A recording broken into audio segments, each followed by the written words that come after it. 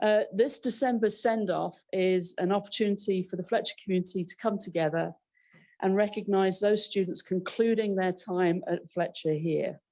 We look forward to welcoming you back for graduation, those of you who can come in May. In front of me today, looking around this room, I'm delighted to see so many members of the fabulous Fletcher faculty, you know who you are, and to see the wonderful staff who work so hard throughout the year. But I'm also really pleased to be able to see different cohorts. The first cohort of students graduating from our MGA program, just having completed their 2 practicums, having agreed really to be pioneers as we've worked out how to do practicums for credit. The 2 practicums were with NATO and with the United States Department of Energy. I was with the Secretary of Energy yesterday, told her that we had students, helping her work out what the future is, and she was very excited to see that and to do more of it. But as Professor Toft told me, that when the team that was working with NATO first presented their initial ideas to the NATO team, NATO was flawed. This is good. Well, not that NATO be flawed, but that they would be flawed. Good. At this moment in time in history, this would not be a good thing, but flawed at your mental acuity, your insight, and your wisdom. We'll leave it there. So thank you to the MGA cohort. Thank you for being the first cohort, for giving us all the feedback on how to improve the program, and congratulations. We also have a number of Matter students. Yeah, give it up for the MGA.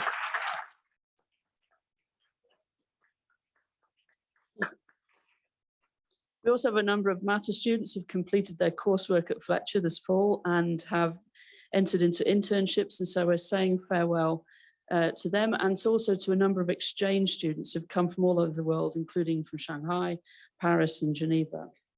And then, of course, there's the good old Januarians, famous, yes.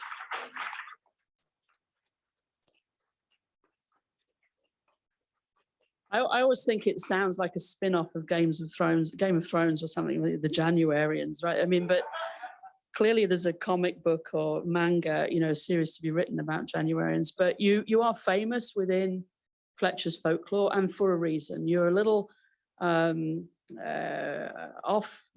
or a little bit, I don't know, 7/8 or something, if we're going to syncopate. You are the syncopation to the rhythm of the school, and so thank you. You joined in January 2021. There was nothing else going on at that time.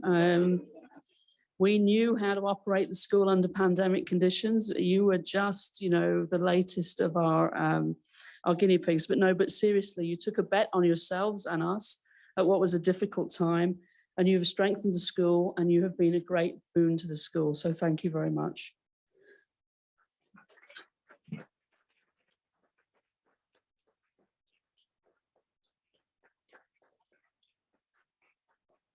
I just saw Luke Moderhag in the crowd, and he's got a couple of months still to go. But he was with me yesterday in Washington at a series of events down there. But yesterday was a kind of amazing day, because the US government announced that the Lawrence Livermore laboratories, that for the first time in the history of science, we were able to create a nuclear fusion ignition that created more generated more energy than the energy it took to create that moment of ignition. It's quite an extraordinary achievement, something that we've been working for decades on both sides of the Iron Curtain, and then in cooperation, and now achieved here in the United States. When you read about what that actually undertakes, and I'm not a nuclear scientist and I'm not a physicist, the idea that we can actually create that kind of fusion is amazing. Now, of course, the lay press has now suggested that we have solved climate change. But of course, it will be in the second half of the century when we master, if we ever do, the ability to create that kind of multiple ignition every second on a continual basis, so that we have that kind of energy available to us. We may or may not be able to do it, but it will be your generation that will have to build the governance and the rules around a world where that is possible, so that it can be deployed in peaceful ways for a world where we can live at peace with the planet. So it made me think, flying home on a plane which I'm sure was not using sustainable biofuels, that this is a world where we can do that. And yet this is a world where we haven't figured out what the health impacts of the climate adaptation choices we need to make are. As I discussed with a series of doctors in London on the phone this morning, asking for our help. Maybe that will be a practicum in the future. It's a world where we don't know how to keep people safe from the kind of destructive use of illegal measures of war, from Tigray to Yemen to the famine across the Horn of Africa, where we don't know how to keep young women safe as they protest for their freedom in Iran. And it's a world where, as the Secretary General said last week, we continue to be at war with nature. Now, it's just less than 26 weeks until you graduate from this moment of celebration. And there is a lot of thought now about the fact that our lives really add up to about 4,000 weeks of sort of service and duty. So you've got 4,000 weeks to make a difference. 4,000 weeks of applying everything that you have in your heart and your head to making this world a better place. You've got about 20-something of those weeks before you graduate. You should ask yourselves, as you relax after this moment of achievement, what am I doing with those weeks? And you should think about long-termism, as most recently written about by William MacAskill, the youngest tenured philosopher at the University of Oxford, who's written about what we owe the future. And the idea is that there is something that has to be calculated into the choice of what we do with our 4,000 weeks that has to take into account the future, because the future can't tell us what it needs. The future being children that haven't been born yet, the future being other species, the future being the planet, the future being all of that helium that we haven't fused together yet.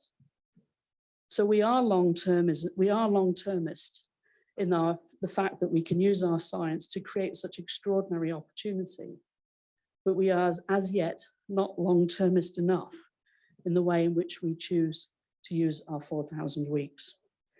So here at Fletcher, all we aspire is that you will go out and think about how you will use your 4,000 weeks. We are confident that you will use them majestically for the betterment of the world, for the betterment of each other, for the betterment of this community as well. And so it is always with humility that I stand in front of you at moments like this and say congratulations and well done.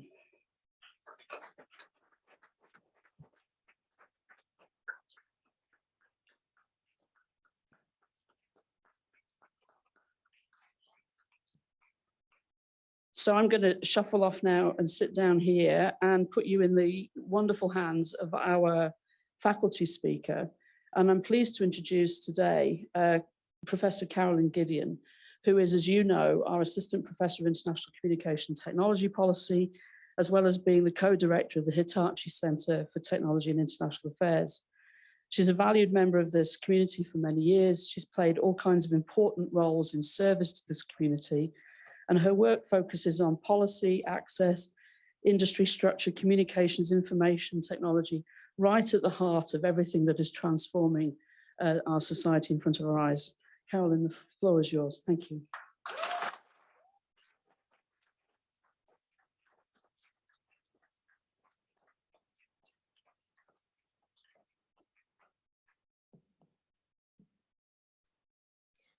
Thank you, Dean Kite, for making me rethink the entire speech, which is so much more short-term focused. And thank you, graduating students, for the great honor of asking me to speak to you today. I had trouble thinking of what you would want me to say to you and trying to figure out what's on your minds. So I did some research. I used the most recent questions I've had in office hours as my sample to judge your interests. So this is what they were. 1, Now that Twitter, Meta, Amazon, and other tech companies have had huge layoffs and stopped hiring, where do you think I should look for a job? 2, since all the tech companies are laying everyone off, will you please write me a letter of recommendation for a PhD program? 3, why did you take those points off on my last problem set? 4, what is the best discount rate for evaluating an economic development project in Mauritania? 5, should I leave Twitter now that Elon Musk is turning it into a cesspool? 6, who will hire me to work in content moderation and disinformation? So, based on my sample, I concluded that you are most interested in job searches and related decisions. It occurred to me that maybe you wanted me to speak with you today to help you create your decision tree of how to face the very near future with all its uncertainty. And I can do that. I have some slides. Just kidding. I want to make you really sorry in your choice of faculty. So we have a lot of uncertainty right now. Really, we always do, but the nature of that uncertainty changes all the time. And right now, there's some new uncertainty in the Technology Center. As I stand here looking at all of you who are graduating, I recall that I met many of you for the first time on Zoom. And most of you began your graduate work at Fletcher at a time of great uncertainty. We were all scattered geographically in different time zones, coming together on Zoom to learn together in a new form of classroom, and also trying to build that community and connections that made so many of us choose Fletcher over all the other places that we could be. We had uncertainty of how well that would work. I mean, well, maybe some of us did, of our safety, the safety of our families, when and where we could travel. And many of you had uncertainties of what kind of career opportunities would await you when you completed your degree. And here you are, facing that very uncertainty, especially those of you who I speak with most often who are interested in technology. Historically, before the current upheaval in the tech sector, like 1 month ago, the technology students had a different kind of uncertainty they were dealing with. They were concerned that if they took a job with a big tech company that they were selling out, but if they didn't, they would maybe have trouble paying back their student loans. And while I understand this dilemma, there's an underlying question I never really did understand. Was a student concerned about selling out because they were afraid that if they worked for a big tech company, they would become someone different, that they would abandon all that they thought was important and led them to come to Fletcher? You all come to Fletcher instead of a traditional law school or business school or something else because of who you are and what you think is important. Because you think of the world, you recognize that no one discipline or approach is sufficient to address the problems that the world faces. And by the way, that's why the faculty choose to come here as well. So you bring a very particular perspective and value added to big tech companies or any other organization where you're going to work. There's so many issues in technology that we're only beginning to understand, and they impact all other fields and organizations as well, because I can't think of any that don't use technology or aren't impacted by it. For example, Sophia Noble, an information scientist in California, was taking care of her preteen niece and wanted to find something fun for her to do. So she did a Google search using the words Black girls. To her horror, the first several pages of results were nothing but highly sexualized images and porn and escort advertisements. Now, some of us would have thought that was because this was the information most often accessed by people doing this kind of search. That's because Google has taught us to think that. Dr. Noble did not accept this and directed her research at it. It's better now. The last time I did a Google search for Black girls, the things that came up were Black Girls Code, Black Girls Run, Black girls, good organizations like that. Sophia Noble's work raises the question, why would we leave the functioning of our collective knowledge organization and retrieval and all the rules and processes that guide it to an advertising company? We can ask the same thing about our global public sphere. Actually, last week's version of the speech was all about that. So if anyone's interested in discussing it, come see me during the reception. Her value added, based on her own experiences and the questions that led her to ask and pursue this research, made Google better.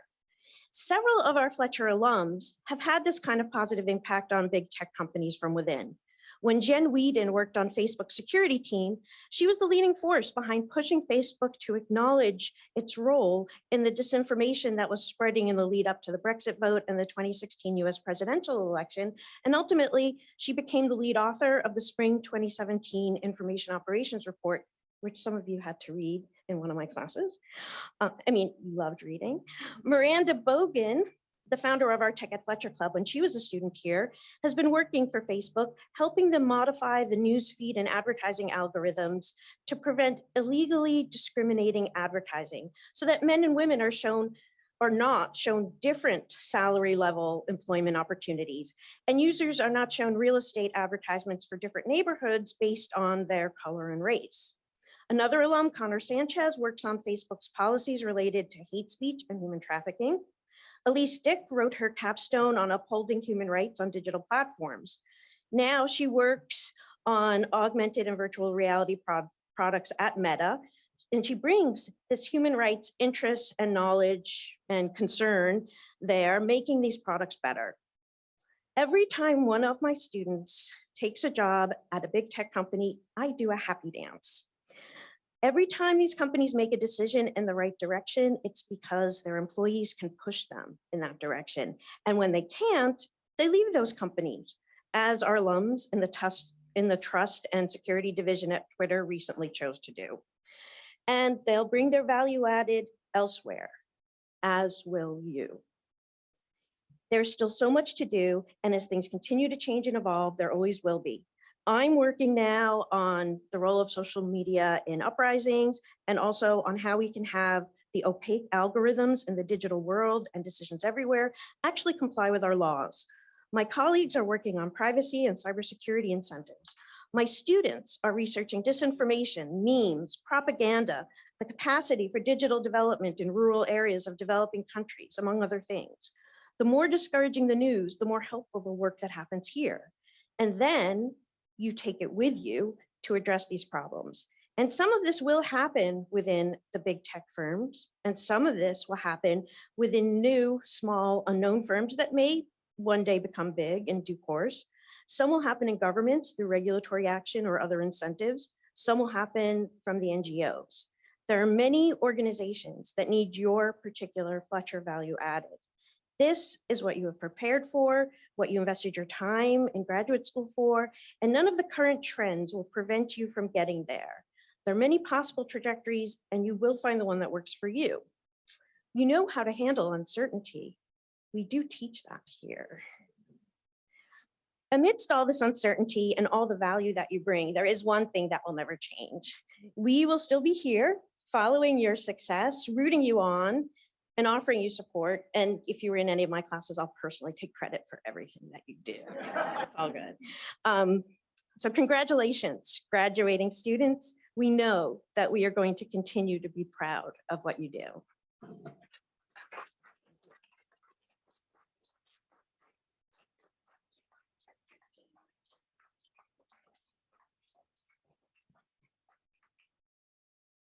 See, I just want to take these classes too. So.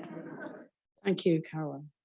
I'm now, it's my honor to be able to introduce our student speaker for today, Paula Silva.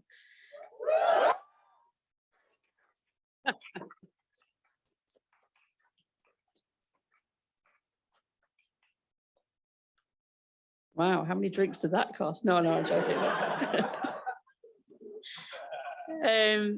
Paula needs no introduction to this crowd, but is a MOLD student, has concentrated her studies on gender and intersectional analysis and international security. In her professional career, she focused on defending women's rights as a gender advisor in Colombia's Congress, the country in which she was raised and calls home. She is also the co-founder and writer for Siete Polas, which is a feminista colectiva and a blog exploring gender issues from different perspectives and experiences. Paula, the floor is yours.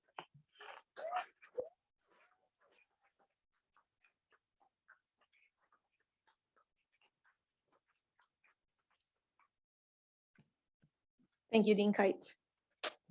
Good afternoon, parents, professors, and faculty members of the Fletcher School community and fellow graduating classmates. My name is Paola Silva.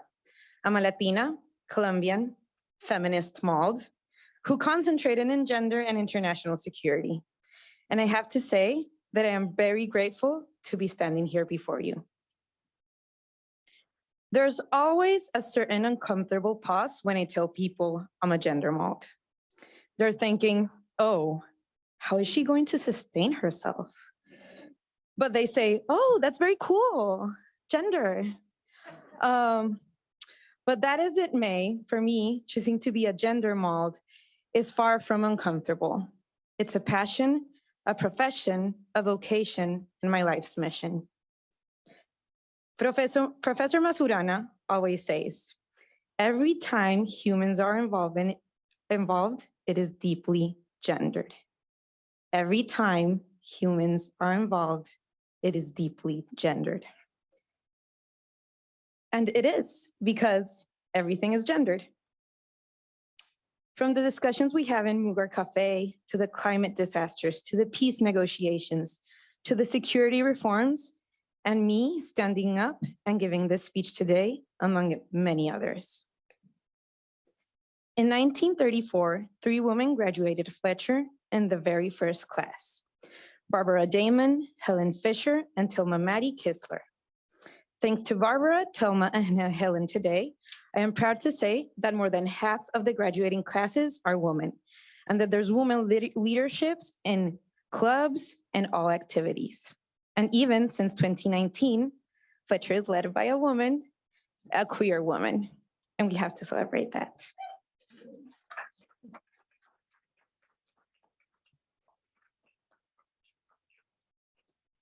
When choosing schools, Fletcher was my obvious choice.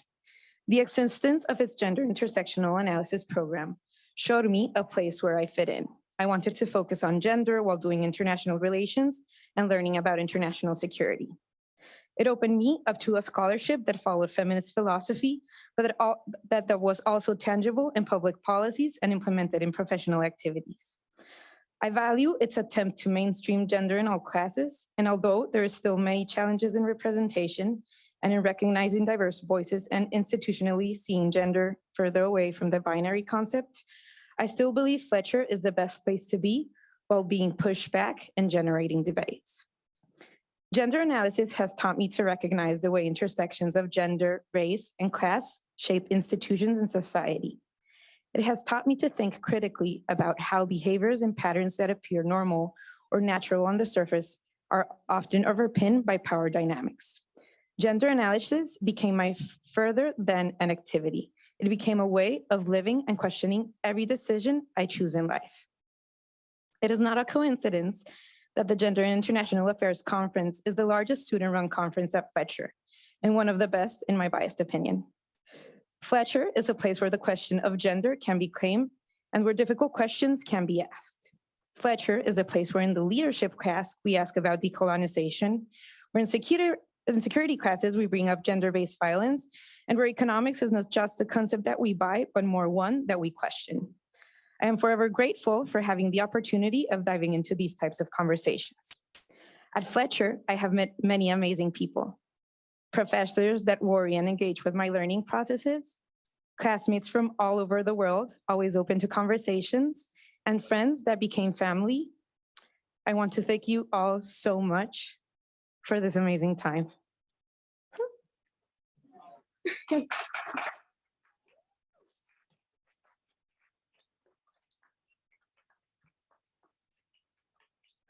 It is surreal that 2 years had passed so fast. The Januarians that started in 2021, we've lived it all. Zoom university, an attempt of hybrid university, then mask university and testing twice a week university, testing once a week university, then back to testing twice a week university. And then we tried to be normal. We learned to make new friends by Zoom, to negotiate with Max, and to re-socialize with in-person groups, projects, in most of our classes. We were part of the COVID court, but still managed to choose to normal that semester. I celebrate the resilience with which all of us confronted that past 2 years. A big shout out to the MALs, MGAs, GMAPs, GBAs, and MIBs. We are not all part of the Fletcher Mafia. As we move on to the next chapter of our life, remember to stay true to yourself. Don't be afraid to take risks and pursue your passions, even if they take you to unexpected directions. And always remember to be kind and compassionate towards each other, but most importantly, to yourselves. And please listen to the voice in the back of your head that everything is gendered. To my parents and family, Mami, Papi, Titi, Nuna, that are watching me in Zoom in Colombia, my family in Miami, Lela, Valde, Ruben, and Ricardo, and my sister Nana in New York, and my best friend Paola, which is here in the audience. Gracias. Nada de lo que soy hoy sería posible sin el apoyo de ustedes. Gracias a ustedes, yo puedo tener el privilegio, this is very crack, de convertir mis sueños en realidad. Así que esta graduación es colectiva y motivo de celebración para todos nosotros. Finally, Professor Titan taught me more than being a feminist, I advocate for feminism. So this speech could only end by calling for my activist self to place. So I want 2 requests from all that are listening here today. My first request is to those of you who are citizens of this country. Today, women, non-binary people, and trans men in the United States are no longer guaranteed the right to autonomy over their own bodies. Speak up, influence in policy, talk to your senator, and vote. Abortion is healthcare, abortion is opportunity, and abortion is autonomy. But most importantly, abortion is a human right. My second request is to everyone. Listen to and recognize marginalized voices from women in Iraq and Afghanistan are calling for the international community to multiply their voice, to recognize their worth, and to listen to their demands. Put them in the spotlight, multiply their voice, but never steal it. Woman, life, freedom. Thank you all, and always take care.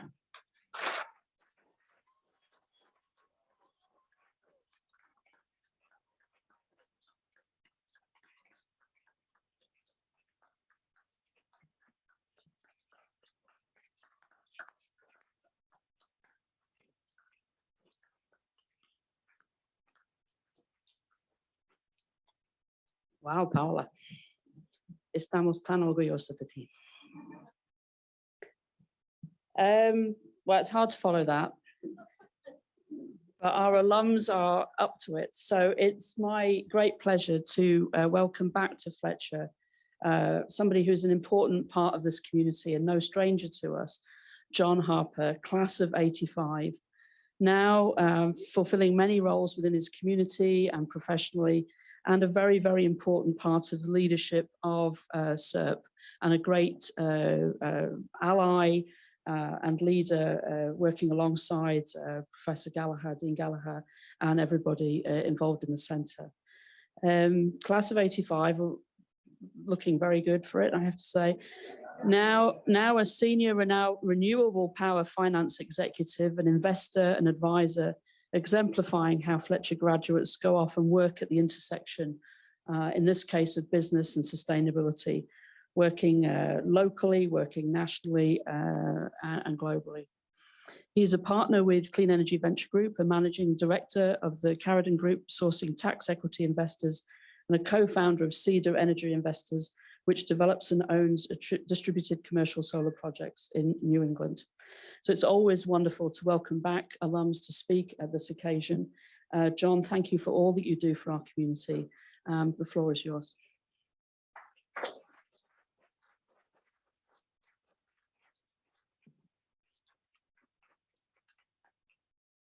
Definitely not going to be able to follow that speech well. So thank you, Dean Kite.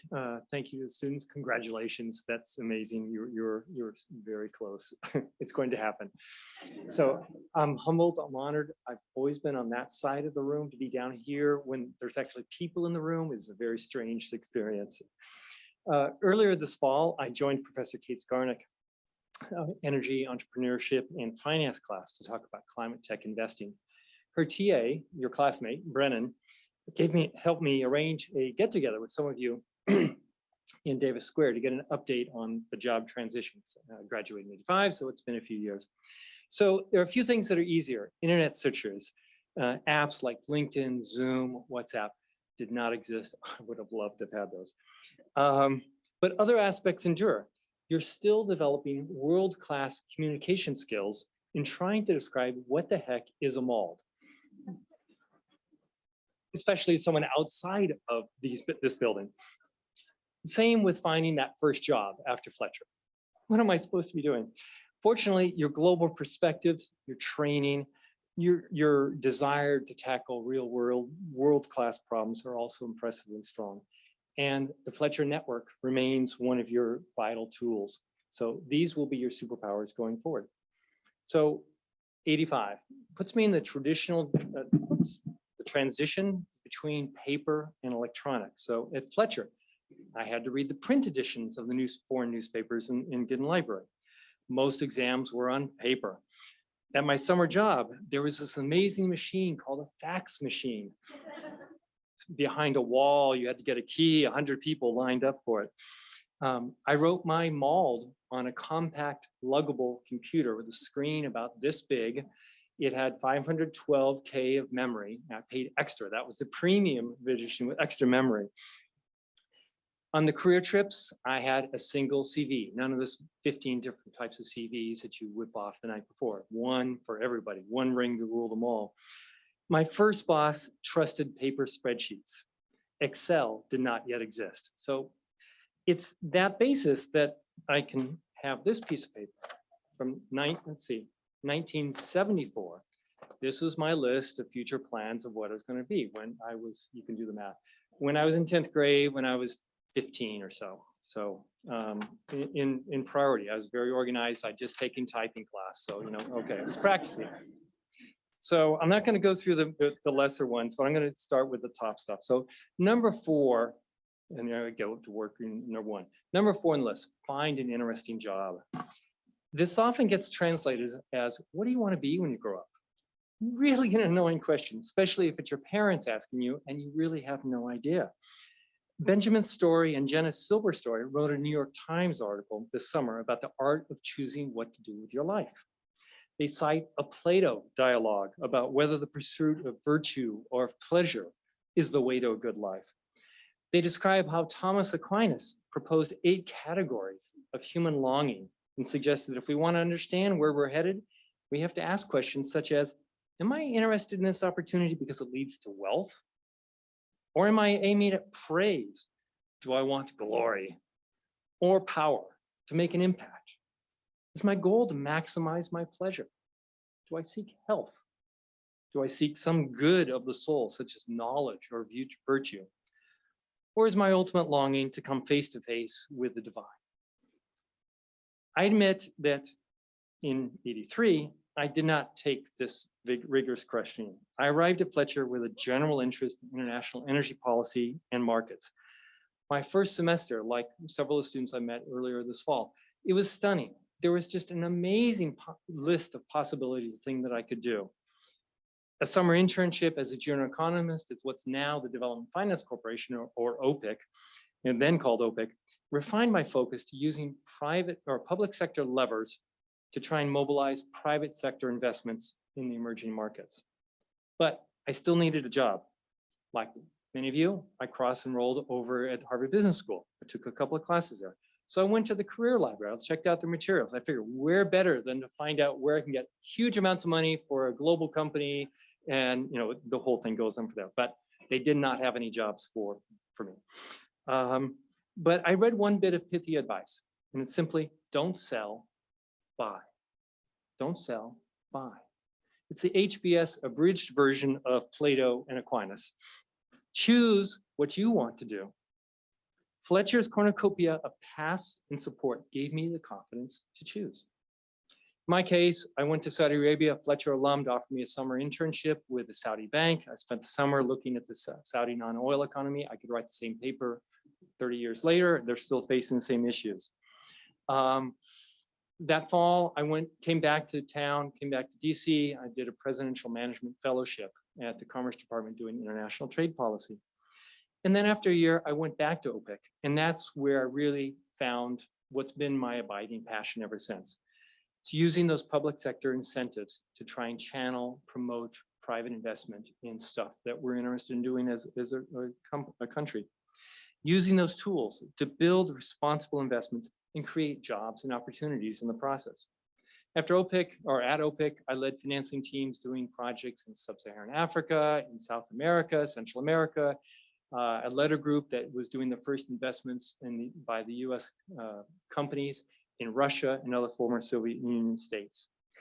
After OPIC, I joined 3 European companies, all trying to do power projects either in the emerging markets or here in the US. Doing the international projects, I worked with the multilateral development banks. We had to join forces to get these projects done. Without that support, those projects would not have happened. Those jobs would not have been created.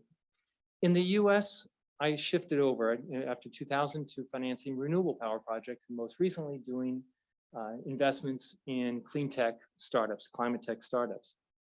Again, the US renewable sector would not have existed but for federal tax incentives, federal laboratory support, state purchase mandates. Those made the difference. Those in 1990, a big project was a $170 million project for 77 megawatts of wind.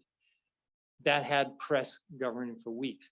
Now, this last year, Bloomberg New Energy Finance estimated that almost $1 trillion, $920 billion went into clean tech projects and startups.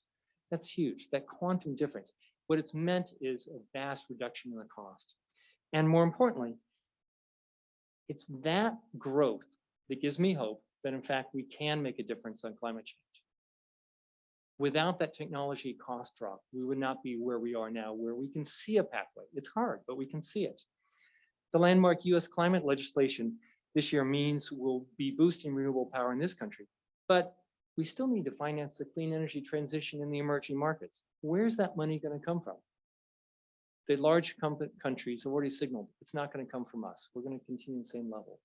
So the only thing I see is that there's the Bridgetown Initiative, which some of you may have heard of, was proposed by Barbados over the last year. The idea is to try and rechannel the development banks, rechannel the IMF funding, issue new SDRs, build up new capital sources, all to support climate finance. I hope it goes forward. I hope some of you can participate in that. Frankly, I'm jealous that I'm not going to join you in working on that, because that would be a huge amount of fun. So where do we go from here? Brings me to number 3 on my list, learn to drive. Remember, I was 15. I grew up in California. This was key. I view driving now as a tool to accomplish other tasks. Fletcher gave me 3 tasks, small bit of knowledge, but a willingness to ask questions about stuff I didn't know, and a budding awareness of the power of building relationships. First, helped me land my first jobs, but it's the latter 2 that really made the difference, that have proved central to my subsequent career. Project finance, project development is the fine art of creating something out of nothing. Each project has new players, contracts, and risks. Each project means assembling a one-off team across multiple disciplines, asking questions to identify those risks, and then negotiating to give those risks to somebody else. If you don't ask the right questions, the project doesn't go forward. If you ask too many questions, the project doesn't go forward. What are the important questions? When do you have enough information to make a decision? How do you convince other people to accept that your decision is the right decision? Those are the skills that you now have. You now all have the ability to work across disciplines, to see and work in the gray, and not just in the black and white. Black and white, that's the easy stuff. Your willingness to ask the right questions, exercise judgment in making decisions without enough information, and telling the story to others in a convincing manner are those skills that you're going to take with you throughout your career. So the best projects are those with partners that want to do more projects. We need to triple the rate. That $1 trillion needs to be triple if we're going to make a difference. Where are we going to come up with that cash? Where are we going to find the people to work on it? This is where your reputation is essential. The classic image of shaking hands on a deal denotes trust. The word gets around quickly if you cannot be trusted. At OPIC, I walked away from deals that looked good if we couldn't trust the borrower. It's simply easier to work with people that you trust and respect. Almost every one of my jobs has come from referrals by my professional colleagues, including Fletcher classmates from my year, as well as our sister school, APSIF schools. It's an amazing thing. It's those connections that help me find new jobs, in new sectors, in new cities. It's those connections that I'm indebted to for the rest of my life. Fletcher is much more than this building. It's you all. It's the network. It's your network now. And I hope you'll help Fletcher students coming after you next year and the year after that, because they're going to be calling you and you're going to have to pick up the phone and help them. So number one on my list, again, 15 years old, that's your clue. Get to be comfortable around people. And yes, I paraphrase that. This is your most important Fletcher skill. It's invaluable. Learning to live with people, working with them from dozens of other countries has given you an invaluable perspective. Appreciating that there are other views, that empathy for the other person across the negotiating table, those are skills that are going to be, that'll never be listed on your LinkedIn page. I've tried, I just can't make it work. Yet it's those skills in building the respectful relationships combined with tapping your network, those diplomatic arts that are going to enable you to reach agreements, whether they're financing agreements or simply the new climate accord in the next COP conference when you're sitting down with your other fellow climate envoys. So I talked about Thomas Aquinas, talked about Plato, one more philosopher. It's a day of philosophers. Mark Kingwell wrote a short essay in the Wilson Quarterly on what's it all mean. In the end, he suggests that life is full of meaning and that too much meaning, in fact, to make sense of. That only open-mindedness and the humility that comes with it allows us to sort good meanings from bad, the worthwhile from the mere distraction. He offers that we try to put together enough meanings that matter to judge of ourselves that we've told a good story and we've lived a life worth living. In short, going back to Harvard Business School, don't sell, buy. I look forward to hearing your good stories in years to come. Thank you.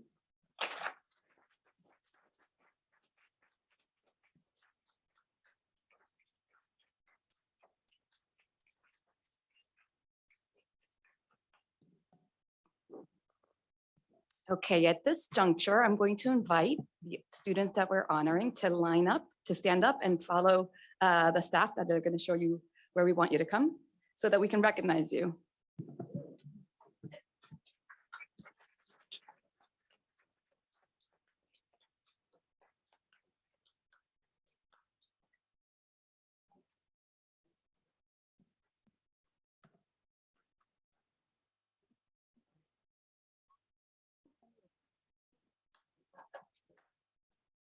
Rob Tedesco, GBA.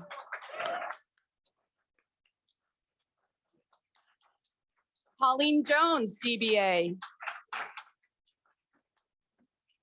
Matthew Gamache, GBA. Reed Douglas Gustafson, GBA.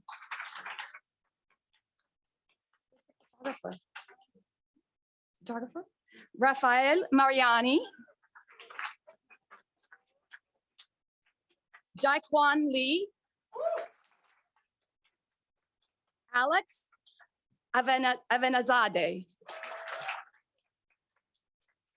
Jake Austin Mald. Lorenzo Ravello Mata.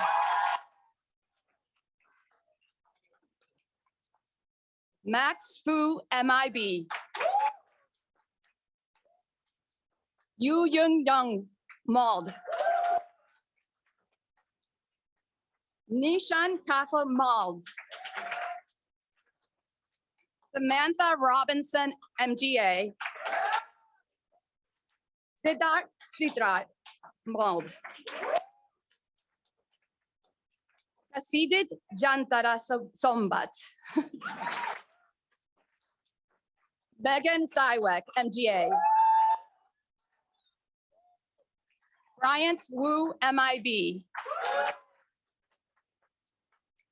Lu Chen MIB.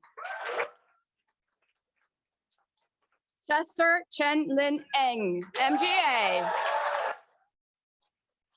Brennan Murray, MIB. Lauren McGowan, MALD. Shayna Butler, MIB. Emily Dahl, MGA. Jade Collins, MALD. Elizabeth Parent, MALD. Benjamin William Brimlow, MGA. Ning Ten Pyo, MALD. Simram Sharma, MALD. Annis Kennedy Roberts, MALD. Claudia Gago Ostos, MALD. Maria Paola Silva, MALD. Kyle Bloom, MGA. Robert Jones, MGA. Walter Street, MALD. Arpita Desai, MALD. Anne Waribe, MALD. Wing Chen, MALD. Sakshi Chandra, MALD.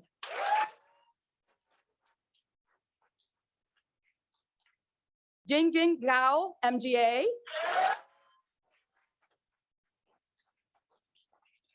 Anuli Mefor, MALD.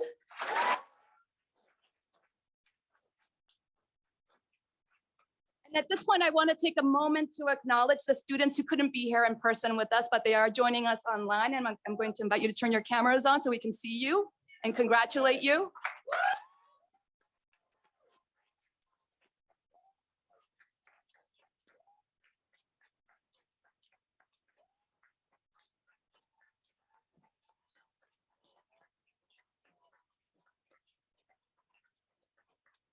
So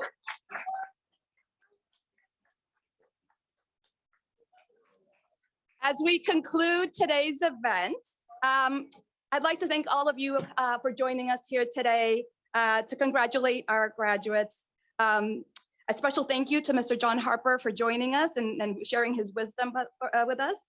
To those of you graduating, I know that many of you will be leaving the Fletcher campus in the coming weeks. We very much hope that you will join us back in May. I know it won't be possible for everyone, but it would be really wonderful to see you and have you at commencement in May.